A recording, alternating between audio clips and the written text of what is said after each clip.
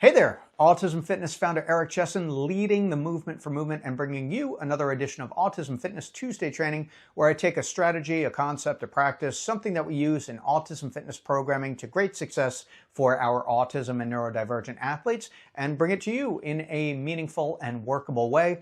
Before I get started, let us pause and let you like, subscribe, and even share this video with someone for whom it might make a major mega difference in their fitness and adapted PE programming.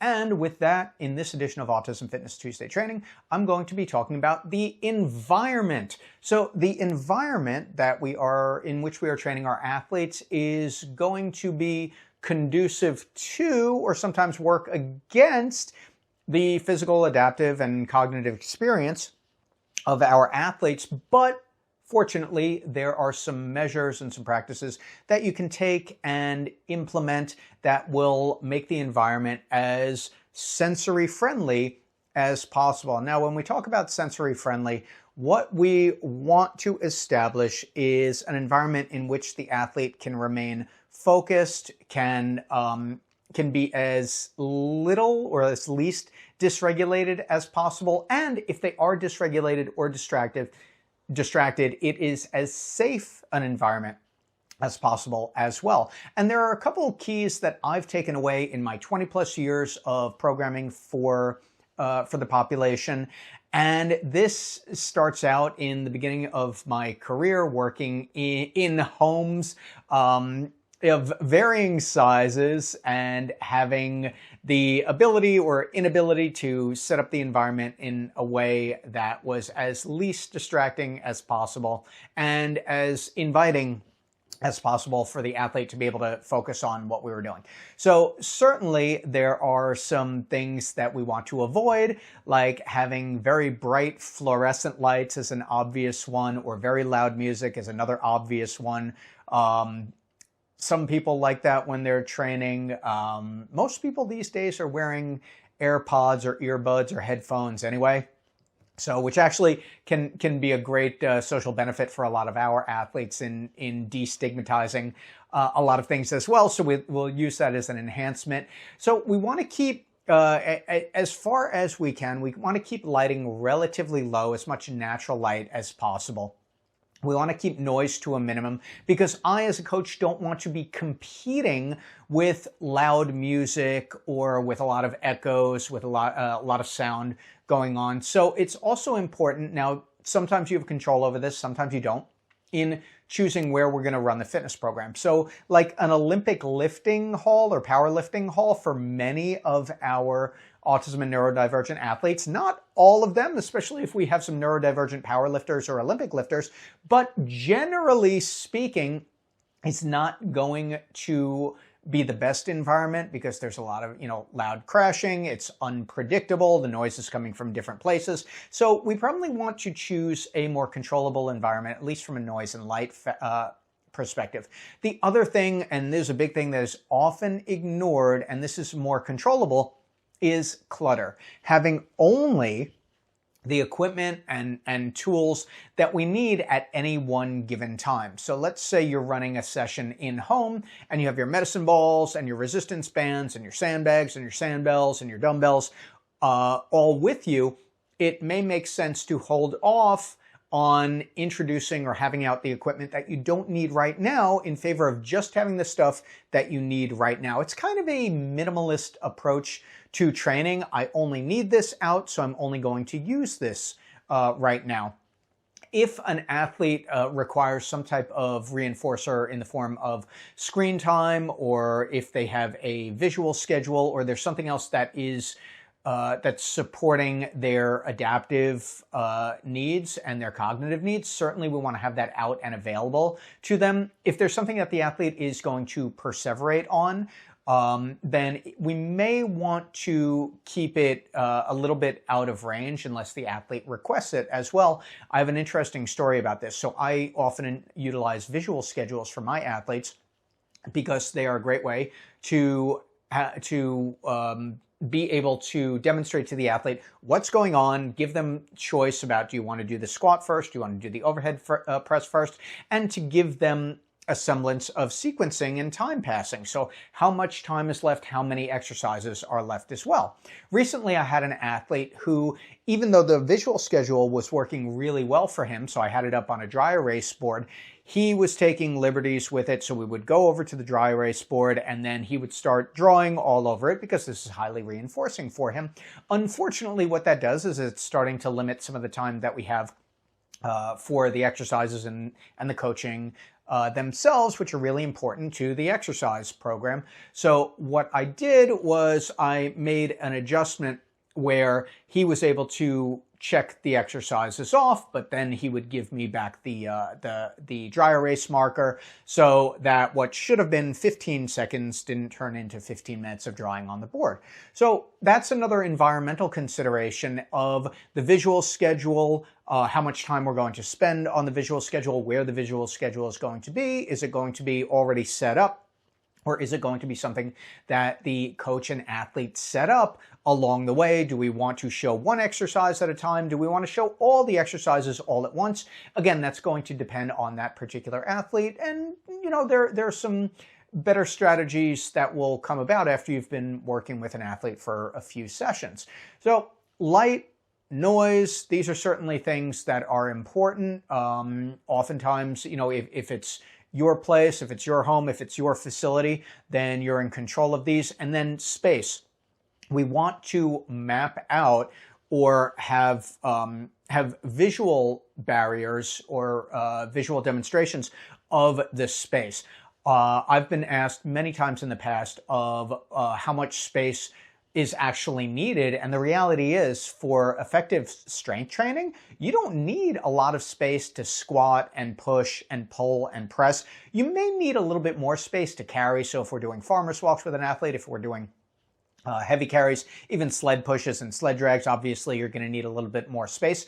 But it doesn't mean that if you do not have a lot of space to work in, that you can't have a highly productive, highly beneficial fitness program. Actually, the opposite. So if you're in a larger setting, you may want to start constraining space as well, because it's not just minimal space that can be dysregulating to individuals on the autism spectrum. But I've found that having too much space is often the driver of getting dysregulated for them. So if the boundaries of the space are not clearly marked, then we have more of a propensity towards wandering around, because where is fitness being done? Where am I supposed to be right now? Where am I going next? These things become a little bit more abstract if there's a completely open plan here. So by marking off the particular areas where an athlete needs to be. And I've had plenty of athletes who are highly motivated and highly engaged and really intent on completing the exercise, but they still need some of their self-regulatory time. So they'll be bouncing around in one area of the gym or another area of the gym. And it's important to make sure that safety is the number one guiding factor here. So if I have an athlete who I know needs to wander in order to self-regulate, or they need that bounce around time, we want to designate a spot where they are able to do that. I turned around the other day and I had an athlete who was stacking up foam rollers in the gym. It was completely appropriate. It was fine. He had his space, but we want to make sure that it is certainly safe and makes sense for our athlete to be in that particular spot, and safe for the people around also, because we need this to work for everybody involved. So when we come back to the idea of space, it's actually better to have a little less space than you would think you need initially, because it helps the athlete to understand what are the spatial requirements here in terms of where they need to be, when they need to be there. And one great way to designate this is by using different colored rings or cones, or be very specific about the language that you use with particular stations. So you can say, okay, I'll meet you at the squat station with the blue cone, or I'll meet you at the overhead press station with the yellow ring, whatever you're using. So be specific and intentional and consistent with that particular area, and then what it's going to be used for as well. This is especially true if you're doing fitness in the home. So if there's not a lot of space in which to do fitness, that's all right, but make sure that it is, number one, as uncluttered as possible, And when you're starting to introduce fitness, especially in a space that's usually used or reserved for a particular thing, maybe use some type of either visual schedule, or again, you can use cones or markers, something that says, without saying it, that this is fitness time, this is the fitness space, this is where we're doing exercise. These things can be very helpful for that kind of mind shift for the athlete of, oh, now it's fitness time, we're going to be doing fitness here. Especially when it's, in the athlete or any of our, our territory. So the athlete has their territory where, they usually hang out or lounge or relax. And that can be a little bit upsetting for an athlete the first time or the second time or the third time they're doing fitness, especially if it's someone new coming into that particular environment and saying, okay, we're going to do this here now. That can be a shift for a lot of our athletes. So we want to prepare them, again, visual schedules, social narratives, helping out, but we also want to prepare the space so that it is uncluttered. It doesn't have a lot of things that the athlete might otherwise perseverate on or get distracted by, noise, sounds, objects, etc., and make it as exercise friendly, which is by proxy going to make it as sensory friendly as possible. So that's the last one I'll get to also. There is an overemphasis on sensory tools, I think, especially with relation to fitness, because we don't want competing variables as well. So I get asked on a regular basis, hey, should we set up a sensory room? Should we have a bunch of sensory toys? Fitness is a sensory activity, but if you have things that are very compelling for an individual that they might want to manipulate or play with or perseverate on, now you've created a competing variable for yourself. So you're over here with a set of bands saying, okay, let's do some band rows, but then you have these 3 or 4 brightly colored fuzzy toys or things that make noise or things that are really interesting, which can be used as reinforcers. But the question is, do we really need them? Can we make fitness itself the sensory reinforcer? Because we don't want to create a situation in which we have 2 environments in one environment. We have this active, participatory, sometimes challenging situation with fitness, and then we have this one that's more passive where, we have bean bags and we have fuzzy stuff, slinky stuff, manipulation stuff.